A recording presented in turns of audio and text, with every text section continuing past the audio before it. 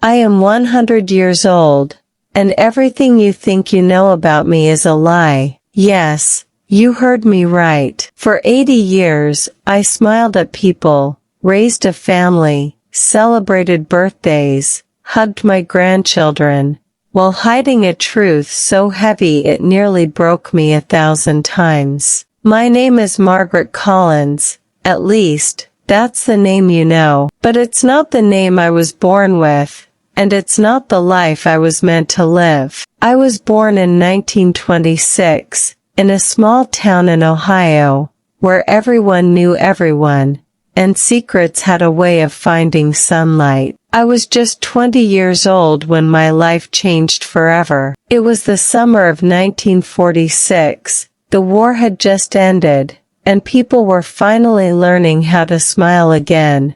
And that's when I met him, Daniel. He wasn't rich, he wasn't famous, but when he looked at me, I felt like I mattered. We used to sit by the river for hours, talking about dreams, about leaving that small town, about building a life somewhere far away where nobody knew us. He promised me something I had never heard before. You'll never be alone again. And for the first time, I believed it. But life doesn't always keep its promises. One night, everything changed. I was late. Not just late, but the kind of late that could destroy a girl's life in 1946. I was pregnant. I remember my hands shaking when I told him. I expected fear, maybe anger, but instead, he held my hands and said, "We'll figure this out together." And in that moment, I thought love was enough. But the world back then,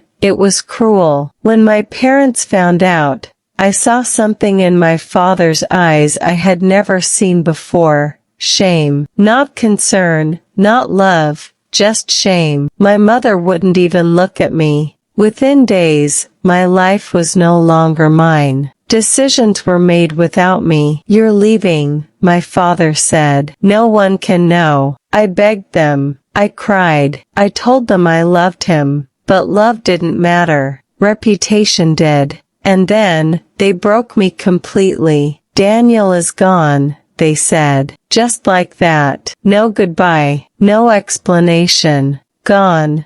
I later found out the truth. My father had paid him to leave. Paid him to disappear from my life forever. I never saw him again. They sent me away to another town, far from everyone I knew. And when my baby was born, they didn't even let me hold him for long. A boy. My son. My whole world, taken from me in a moment. "He's been adopted," they said. "It's for the best." Those words stayed with me for the rest of my life. For the best. A few months later, I was given a new name, Margaret Collins, a new identity, a new life, and one rule: never speak of this again. And I didn't. For 80 years, I didn't. I built a life that looked perfect from the outside. I got married to a good man, kind and patient, someone who gave me a home, respect, and a family. We had children, grandchildren, laughter filled the house, but inside, there was always a silence, a missing piece. Every time I held one of my children,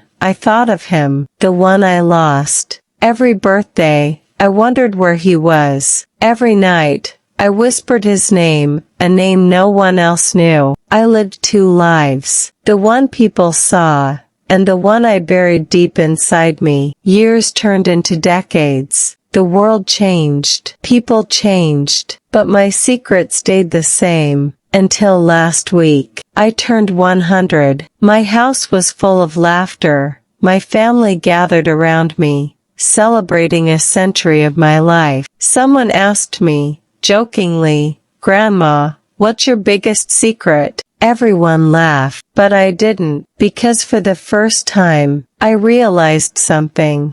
If I didn't tell the truth now, I would die with it, and I couldn't carry it anymore. That night, I couldn't sleep. My heart was racing like it did when I was 20. Fear, guilt, regret, and something I hadn't felt in a long time, courage. The next morning, I called my family into the living room. They thought I had something sweet to say, a memory, a blessing, but what I had was the truth. I have something to tell you, I said. My hands were shaking. For 80 years, I've been lying to all of you. The room went silent. I am not who you think I am. And then, I told them everything. Daniel, the baby, the lie, the name, the life I was forced to leave behind. At first, no one spoke. Then my daughter started crying. Mom, why didn't you tell us? Because I was afraid. Afraid of losing everything. Afraid of being judged. Afraid that the truth would destroy the life I had built. But something happened that I never expected.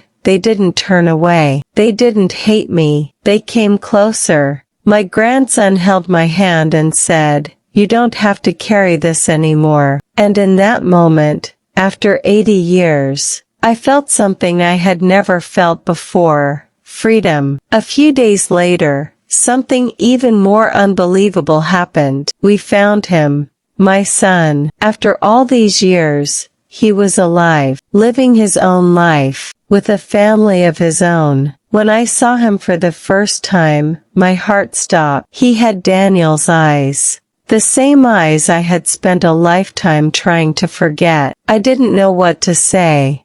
I had imagined this moment for 80 years, but no words felt big enough. "I'm sorry," was all I could whisper. Tears filled his eyes. "I've been waiting my whole life to hear that," he said. And then, we hugged. A hug that took 80 years to happen. In that moment, everything I had lost didn't feel lost anymore. I am 100 years old, and yes, I have been lying my whole life. But today, I am finally free. Free from the past. Free from fear. Free to be who I truly am. And maybe, just maybe, that's why I feel like I have another 100 years left in me. Because for the first time, I am not hiding. I am not pretending. I am not carrying a secret that isn't mine to carry anymore. I am living, truly living. And if you're watching this right now, holding on to something, a secret, a regret, a truth you're afraid to say, don't wait like I did. Don't wait 80 years. Because life is too short, even if you live to be 100. And if my story touched your heart, if it made you feel something real, then subscribe to my channel, because I have many more stories to tell, and I'm not done yet.